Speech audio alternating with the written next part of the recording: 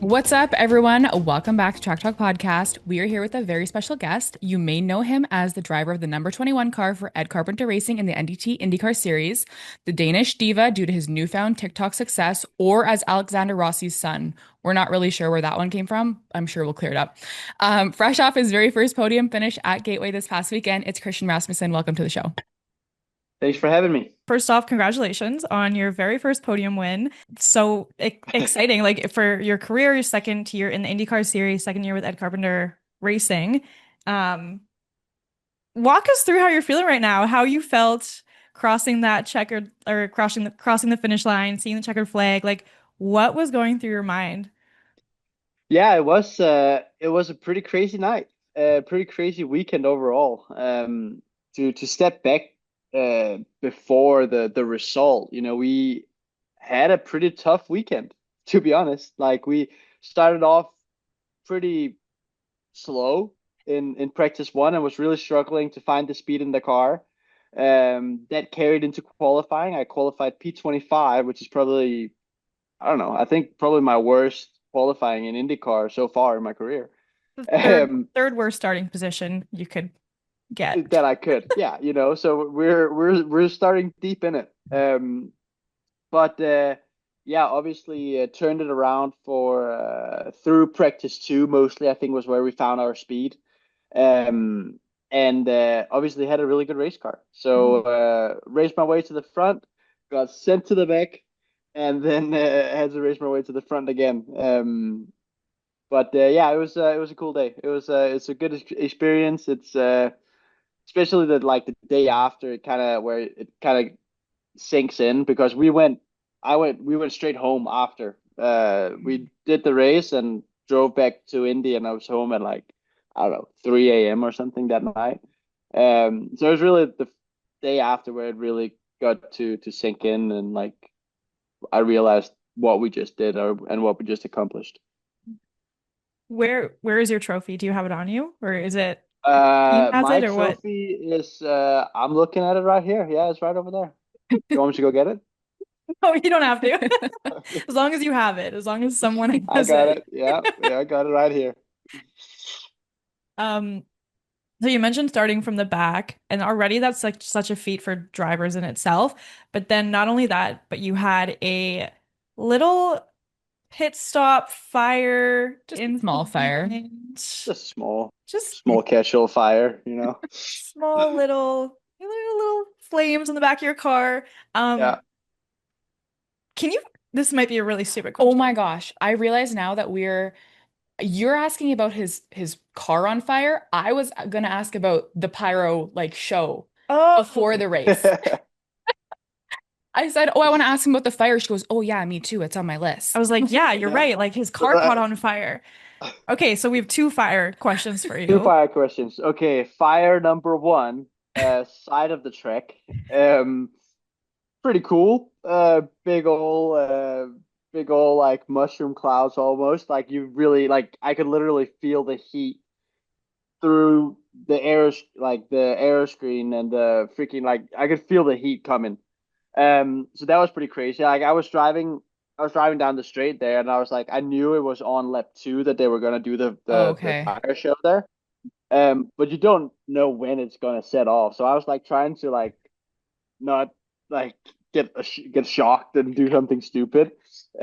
Just because I don't know, I was anticipating a big bang and obviously big flames and heat and whatever. But um, it was cool. Good way to start off the race.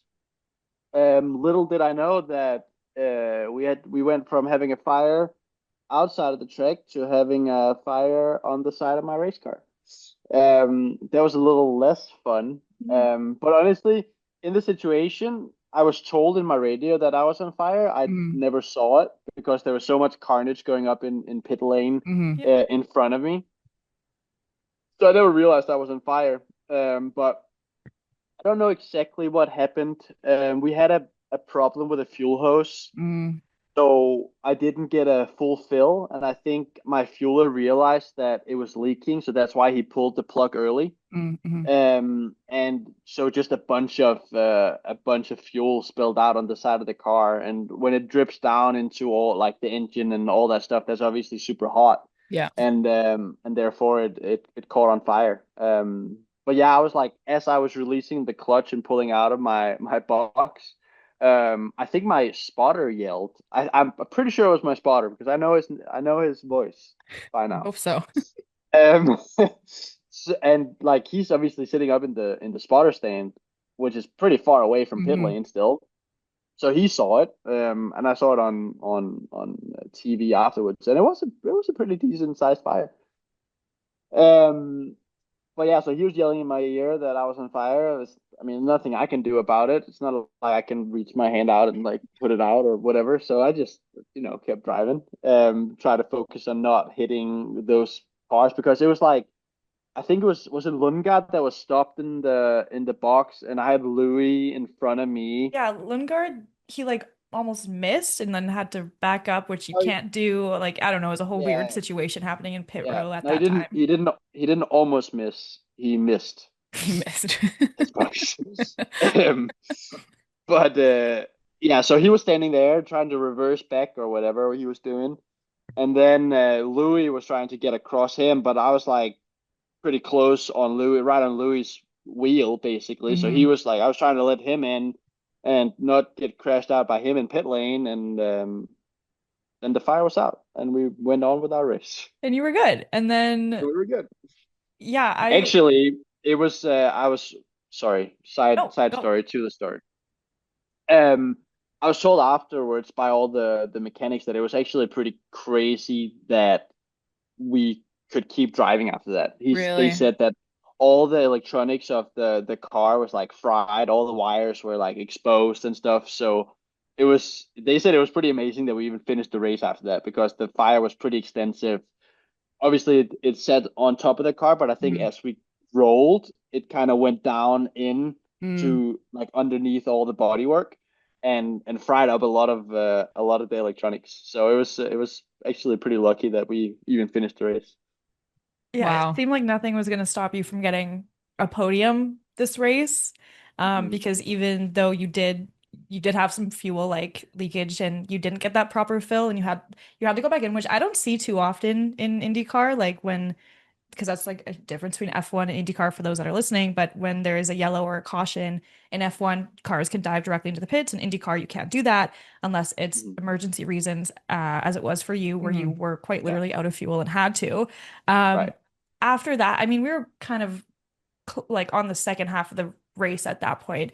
I'm in a group chat with a bunch of like IndyCar girls, and as soon as you went to the pit, we're like, no, like this can't be Hmm. happening. Like this is his race is over. Like we thought he was getting a Yeah, podium, Hmm. and then you still managed to rebound from P18 to back up to P3 right after that. Like yeah, just an yeah. incredible, Which was yeah. yeah, it really is, and it's just a true testament to how strong we actually were on the evening. Hmm. I think um like I think the other car that was really really strong was Joseph.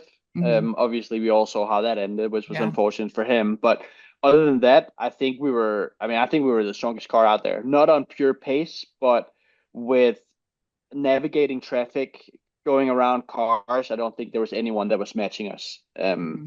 So yeah, honestly, I think had that not happened, had we gotten a full fill and everything would have went smooth, like I think we would have had a decent shot at winning the race even. Hmm. But I mean, you can always say that coulda, woulda, shoulda, but still coming out with a podium after such a carnage of a race for us was obviously a great result. Yeah, definitely. Um, so we're now learning that the broadcast this weekend, it was prime time. That it had over 1 million viewers, which for a prime time slot for an IndyCar race, that's not the 500. It's not something that you see all the time, and especially racing during prime time. Was there a different sort of aura about the weekend racing under the lights like that? Um, I don't know. I mean, St. Louis has been a night race in the past, right? So obviously racing under the light is something special. It's super cool. Like Hmm. thinking back in to like my endurance races that I've done, it's just a special feeling, and Hmm. it's just really cool. But I think a lot of the drivers, myself included, was really excited about being prime time Hmm. Sunday night. Um, and I think that was obviously thanks to Fox and IndyCar. But it was just such a great opportunity for all of us to showcase our series. And Hmm. I think with Gateway turning out the way that it turned out, which was a really, really good race, Hmm. I think will help IndyCar in the future. And hopefully, I mean, obviously there was a lot of eyeballs, and I think that was the best showcase of what we do. So hopefully we gain some new fans with that. Mm. Yeah, no, I love watching this race just because it's such a short oval. Hmm. It's so chaotic and so much goes on. It's one of my favorite on the calendar for sure. Um, are you feeling pretty confident moving forward for the rest of the season? There's four ovals left. You finished sixth at the Indy 500. Hmm. You finished third at this oval. Like, what are your thoughts now in the second half of the season, knowing that it's like you just got ovals almost left and a few road Yeah, courses. yeah, we got a decent amount of road courses too, but I'm very excited for the rest of the year. I think we've really been on a good roll lately. Not only the 500, we started the 500, we got sixth there. We went to Detroit, transferred into the Fast 12, had a really good race going on there too. Probably would have finished well inside the top 10. And then a podium here. So it's really three strong weekends for the 21 car in a Hmm. row. Um, so yeah, no, I think we're in a good spot. I'm excited for Road America. I'm excited for the rest of the year. I'm super excited for the ovals, obviously. And to just see what we can do because I think we're in a good spot right now as a team. We're moving forward. We're getting better all the time, and that's really fun to be a part of. Mm. Hmm. Going back really quickly, so you have the fire, but at what point do you realize that like after that that a podium is actually within reach? Because at that point it seems so far away. It does seem far away, but no, I think early on I realized that we were really, really strong, Hmm. even before the fire happened. And usually, when you have such an advantage against the other cars and drivers, you can do stuff on an oval. And even though not it doesn't go right to start with, there's still a lot of racing to go. And St. Louis, man, that was a long race. It's a Hmm. really, really long race. 260 laps, right? I think 260 laps, something yeah. like that. Yeah. And in the car, I don't know how long it was time wise, but like it felt long. Um, so I knew that there was plenty of racing to go. Hmm. We were still on the lead lap, Hmm. which was really good. And and yeah, so it was just to continue from there. I had moved through the field once. There's no saying that I couldn't do it again. Hmm. So for me, I even said on the radio that yeah, I mean that's unfortunate, but we can still have a really good day here. So we'll Hmm. just push forward. And that we did. And just kept focusing on what we've been doing. Continued down that same path. Overtaking on the high side was Hmm. was my signature move from that race, I would say. Um, and yeah, just rolled on through, took it one car at a time, see how strategy played out. Because you never know how a yellow's gonna fall. You can Yeah. get lucky, unlucky, whatever. But we stayed in it through the whole race. Moved up on like my where the stint I struggled the most was my second to last stint. Hmm. When I think I was sixth or seventh, fifth or sixth or something behind Connor and that front Mm. group, and there was a pretty decent gap down to me. We were on scrub tires that stint, which we struggled a little bit on with the balance. I was super loose, and I had some massive moments, which they weren't really televised. I rewatched the race today, and they weren't really televised, but it was pretty close a couple times of it going really bad. So I was very happy once I got to that last stint and got on a brand new set of tires. and kind of refound that speed that we had have had for the rest of the race. Hmm. So once I got on that set of tires, then it was back to business, and we could again start moving forward. Hmm. So you just knew from the beginning of the weekend that you guys had the car, things had to happen. Obviously, there is a component of luck with racing, like you said, when yellows come out and whatnot, but you knew going into it that a podium was and potentially a win, without that fire was within reach. I would say not going into the weekend. Okay. Like After again, qualifying, yeah. yeah, because we started the weekend really, really Yeah. poorly, like we talked about. But through the race, within the first 60, 70, 80 laps, I knew that we had a really good package, and then I think it started to I started to realize that we can actually do something really, really good here. And I was Mhm. like, even to myself, just thinking that like, man, I think we can actually win this thing. And I've never really had that amount Mhm. of confidence driving in the car through an IndyCar race. So that was a pretty good, cool feeling knowing that okay, we're really strong. Yeah, well, we're hoping this is the first podium of many and hopefully a win to end the season off as well. Mhm. We now want to shift a little bit to just kind of your IndyCar experience in general. What do you think are some differences between your rookie year last year and your second year here, your sophomore season? I think the main thing when you go into IndyCar is obviously it's such a high level. You know, Hmm. you're racing Joseph Newgarden, Alex Palou, Scott Dixon, Hmm. who's literally been driving IndyCar since I was born. Hmm. So it's a different caliber of drivers. Hmm. Coming up through the road to Indy, which is what I went through, you're racing guys that have been in that particular series. A lot is rookies, some maybe second year, some maybe third year at the most, right? So you're racing not inexperienced guys in the whole racing aspect, but still learning a new car and stuff like that. Where you're going into IndyCar and these guys know this car inside out. They know exactly what they need out of it to be quick.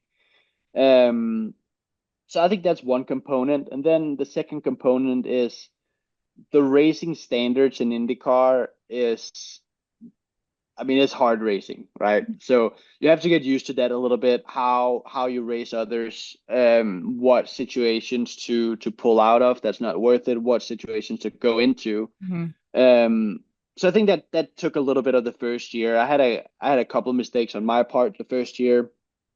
Um, and uh, and yeah, so I think just going into the second season, you know so much more. You've been around all the tracks. You know the car that much better. That through that first year of driving it. Um, and you're just going into it with being a little bit more calm in a way. I said the same around the 500. But you you just you know what's going on all the time. You Hmm. know exactly how a weekend is structured. So you can just have a I don't know. I think you can just have a better approach to it in a way, because you kind of know exactly Hmm. what's going on at any given time. Yeah. Um, we're curious. I mean, I think everyone is curious. What's it like having Alexander Rossi as a teammate this year?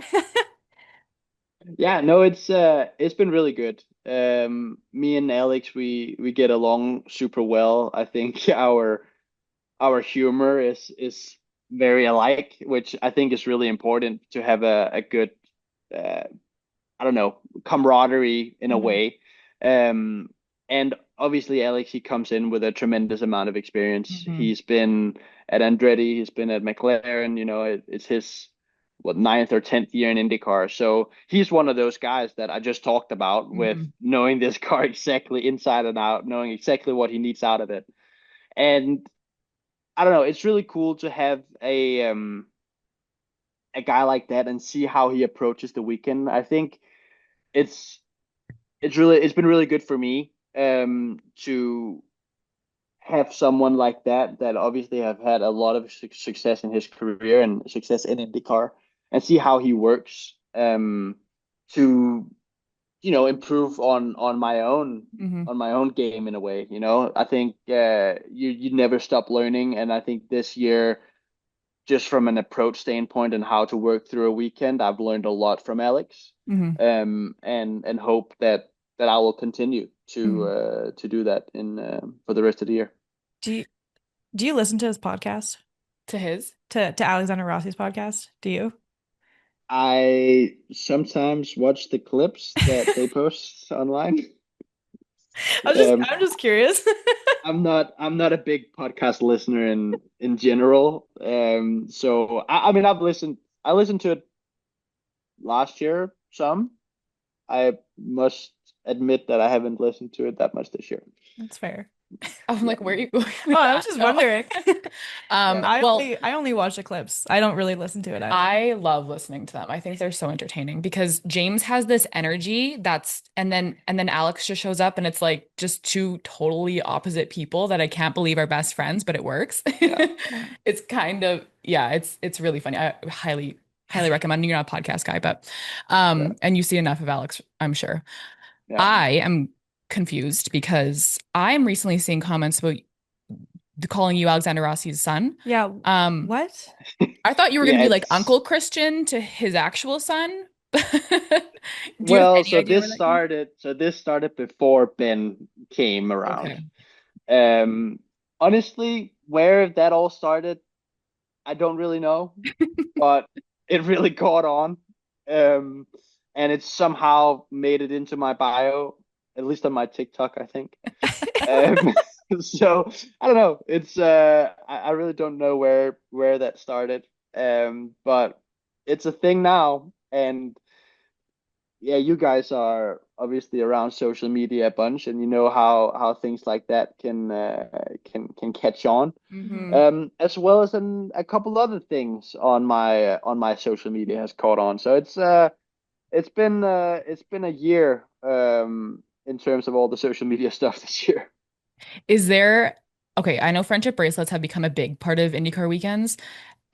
Is there a certain friendship bracelet that you've been receiving a lot, like Danish Diva or like the Mhm. People's Princess? Yep. Yep.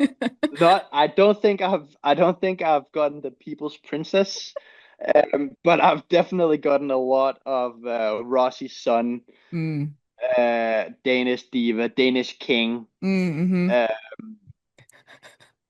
all kinds of stuff. But those are like the most popular for sure. So yeah, no, I love receiving it. I think it's super funny. It's super cool how Yeah. much people support it and put their own time into it, to show the appreciation for us drivers. I know I'm not only talking to myself, for myself when I say that Yeah. it's appreciated by everyone. Yeah. Absolutely. It's part of that new era of IndyCar fan. It's just become a thing and we love it because people will give us friendship bracelets too when we're there. And I'm sure that you guys walk away from the weekend with a lot of them. And Yeah, it definitely varies from weekend to weekend, but some weekends, man, there is a whole, like, a lot Yeah. of friendship bracelets. Yeah. do I you, don't know you where keep them all? they're here somewhere. Yeah, I keep them all. Aw. Oh, I love Keep them that. all. Yeah. Um, so just speaking of like just trends that are going around, you are kind of the IndyCar Paddock's newest social media star. This kind of being kind of a growing trend, just seeing you more and more on the not only your channels, but IndyCar as well. Do you feel just because you are one of the younger drivers, you are, I would say like Gen Z, do you feel this like obligation to have more of a presence to bring in that newer audience, or is it just something fun that you do just to have that social media presence? I would say a little bit of both. I think social media can't be slept on. I think it's super important for us drivers, to showcase a little bit of our personality outside of the track as well. Hmm. And people really seem to like that a lot. Hmm. And Yeah, no, it's been a fun journey. We started out, like, I think I had started my TikTok years ago, but hadn't really put much time into it.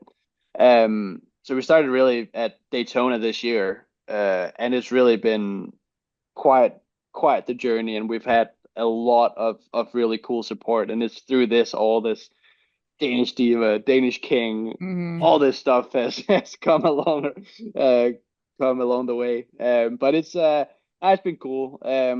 I think with that also having your own social media being a little bit bigger, I think you get recognized a little bit more on the racing side of things from IndyCar and from all these other bigger channels because they're more feel like they're more likely to share your stuff the bigger following that you have um as well as a from a sponsor perspective.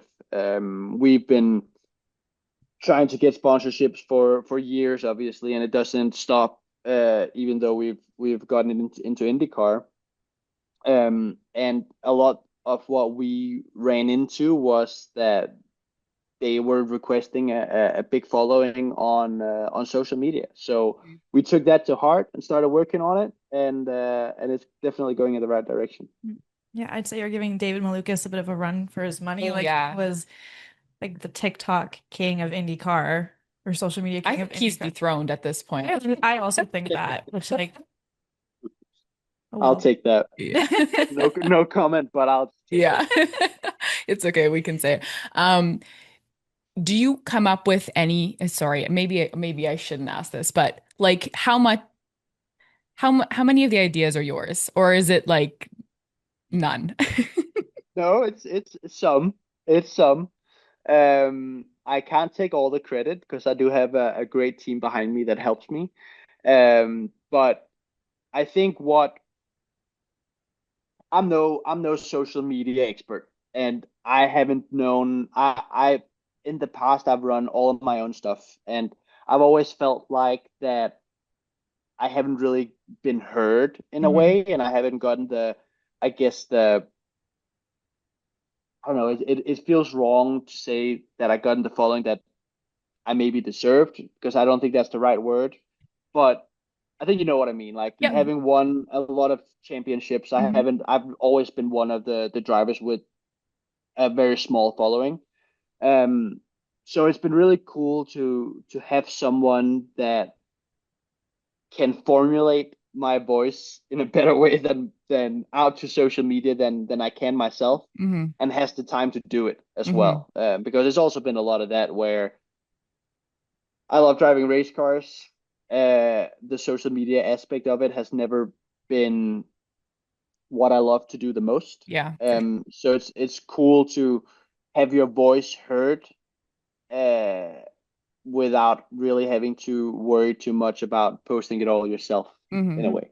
Yeah, because Um, I saw a video. I don't know if it was on your channel or your manager's, but it was like my driver had an idea for this video. And I'm like, this is actually his idea? It was the who in the help with the muffins in the freezer video. yeah, right. But yeah, it's all fun stuff, and Yeah. it's really just about showcasing my a little bit of my personality outside of the track, and I think that's being done very well. Yeah. For our listeners who maybe are new to IndyCar or are not as familiar with yourself or other drivers, what are some things that you want to share just about yourself to get people to get to know you a bit more? Well, first off, we just did new merch, so I go was gonna check that ask out. if you wanted to plug the merch. Yeah. Yeah. Don't worry, we had a note We about have that. Don't to. worry. We have to. We launched that yesterday. So would appreciate everyone's support on that. Um, but no, obviously I came from a very regular working class family. My dad owns a small car dealership back in Denmark, and my mom's a hairdresser. So it was never really in the cards for us to go racing because we racing is obviously a super expensive sport to get Hmm. started in, and it was never really in the cards because we simply couldn't afford it. So through my career, it's always been focus had to be on this season only, and we couldn't really make too many plans out in the future because we didn't really know what we had at any given time. So the only reason why I am where I am today is thanks to having won all of these scholarships coming up through the road to Indy. I became one of two drivers. It's me and Kyle Kirkwood that has won all three ranks of the Road to Indy. And it's very simple. Without that, I wouldn't have been given the chance to be in IndyCar. I probably, after winning my the first year in USF 2000, the entry level series of Mhm. the Road to Indy, uh, I wouldn't have moved up. I wouldn't have been able to move up into Indy Pro 2000. And the Mhm. same thing, I backed that up with winning the championship in Indy Pro 2000 the year after that. I wouldn't have been able to move to Indy Next. Mhm. And again, without winning Indy Next, I wouldn't have been able to go into IndyCar. So it's been this struggle, I guess, the whole career of not knowing what you have, and really just having to focus on your driving and kind of have to come through on merit instead of kind of paying your way through. So yeah, that's a little bit of my story. Getting there on talent alone. Not telling it alone. It definitely No, I've yeah. had some great partners along the way, and my parents has been a huge support my whole career, and it's really taken a whole group of people to get me where I am today. But the scholarships has definitely been a crucial part of that journey. So with the IndyCar season about half over, what's like the most exciting race that you're looking forward to now? Um, it's a good question. I'm looking forward to the ovals for sure. Yeah. I love short oval racing in general. Uh, has been something that I've excelled at in my career.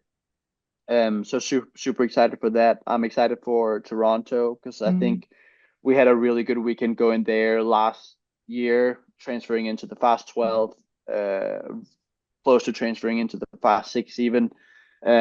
Got taken out on lap one, so never really got to show what I had there. Mhm. And it's just a really cool event. You know, being in Toronto, it's a great city. It's a cool trek. So I'm excited for that one. Excited for our West Coast swing. I'm excited for all of it. You know, I can mention anything about any track basically that I'm excited for. But Laguna Seca is one of my favorites. Excited for Toronto. Excited for the ovals. And yeah, just excited to keep this momentum going that we have right now. I think we have a strong package, um, and it's everything is just going the right way. So I'm really just excited to see how strong we can be if we can get on the podium again this year, and just to see yeah what we can do. hmm Well, I don't know if you know this, but we are Canadian, so the little shout out to Toronto and the street tra Was or the appreciated. street Yeah. course there is appreciated. Yeah. Yeah. Yeah. But yeah, we went to our first short oval in Nashville at the end of last season, Mhm. and I think that I can speak for both of us when we say we really get it now. Like I we love understand. I love ovals. They're Yeah. so exciting to watch. And Yeah, like they we got really into are. yeah, we got into Formula One first and there was no ovals in that. And then we fell in love with IndyCar and then fell in love with the ovals. And um yeah, there's something else. Like Yeah. they really Yeah, are. because you don't see it anywhere else. Like on ovals, you're able to literally run side by side for hmm 3, 4 laps in a row, you know. So that I think that racing aspect of racing on an oval, whether that is a super speedway or a short oval, um, just brings something special. And I think, yeah, I don't know. I just think it's so cool. Yep. I have one more question. We've asked other IndyCar drivers that have come on the podcast. It's a this or that. So would you rather win the IndyCar championship but never win the 500? Or would you rather win the 500 but never the IndyCar championship? With Um, a an asterisk that you would like to win both, of course. Yes. I'd like to win both for sure. Uh, the 500. The 500? It's Yeah. yeah, like That's there's nothing like it. It's the biggest race in the world, and you get on a well, I would say very short list of people, but that list is becoming longer and longer, having run for 109 years. Yeah. mhm. But but it's still a very very special group of people that you join there. Not that you don't do that in the championship, but the 500 is just so special with all the history behind it. And yeah, 500. Yeah, the fair enough. 500. That seems to be the most popular answer. It's Definitely the most popular answer. yeah. Yeah. But also both. Both. But also both. Okay, cool, got it. We'll make note of that. Do you want to plug your merch quickly where our listeners can get it? It is on my website. Very simple, christianrasmussen.com. So it's going to be found there. Perfect. And you guys, this is a race winner in the making. Okay, he got his first podium. A win is coming up. You might want to get the merch before it sells out. Okay. Yeah, because it's a limited run. I can show you guys. Yeah, let's see. This is what we got. Oh my God. Oh wow. So it's you gotta hurry because it's gonna be gone. I'm not gonna lie. I feel like maybe there's gonna be more coming out. Who knows? But for now, this is what we got. Yeah. I'm not gonna lie. I do have an Alexander Rossi t-shirt, but I don't have a Christian Rasmussen one, but I will get one. I'll get on it. I think promise. it's the time. Yeah. You got a podium. So yep. Hopefully more coming. Yes. And Rossi has agreed to come on our show, but still has not. So you're probably on the show need, first. yeah. So we need to be decked out in the Christian Yeah, Rasmussen gear. Yeah. I'm sure he would appreciate that. Yeah. Actually, we'll just wear it while we interview him. I think that's what you guys should do. PR merch. That'd be so good. Yeah. No, I'm actually committed to doing that. That would be so fun. Absolutely. Christian, thank you again for coming on the podcast today. Congratulations on your first podium. We know that is the first of many. And best of luck with the rest of the IndyCar season this year. We can't let you go without doing our outro. Yes. I can't believe that you almost let that happen. No, I wasn't. Okay, we have an outro and you have to be part of it. Yeah. So we'll walk you through it. So are you familiar with Lightning McQueen? A little bit. Okay. So his tagline, Ka-chow. Yeah. Mm-hmm. Okay. So we've turned Ka-chow into our outro, but it's not just Ka-chow, it's Ka-chow for now. Like Ka-chow for now. Like chow for now. Like see you later. Like goodbye. Yeah. So basically how this is going to go is Emma's going to give the recap of what we just talked about. I will say we are Track Talk featuring Christian Rasmussen, and then you will say Ka-chow for now. Ciao for now. You ready? Yep. This has been a sit down with Christian Rasmussen. We are Track Talk. Ciao for now. You got it. Hell yeah. That's perfect. Okay.